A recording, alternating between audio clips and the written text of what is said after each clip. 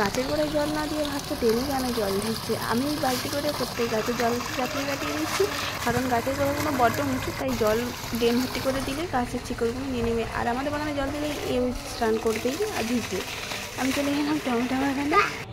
দেখো বাগানে যেমন ঘাস, বাবা কি বাবাই ঘাস পরিষ্কার করছে। বাবা কি গাছ আছে ঘাস পরিষ্কার করছো?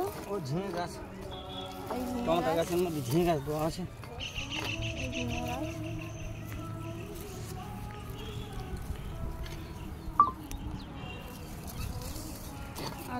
আর এদিকে পরিষ্কার হয়ে গেছে ঝিঙে গাছ আর টমেটো গাছগুলো মারা গেছে। এই গাছগুলো হলুদ হয়ে গেছে কেন বাবা?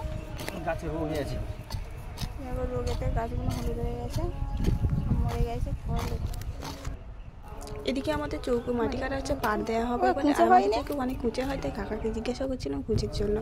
দেখো মাটি কেটে এই পাড় দেওয়া হচ্ছে। আর পাশে জামরুল গাছ আছে।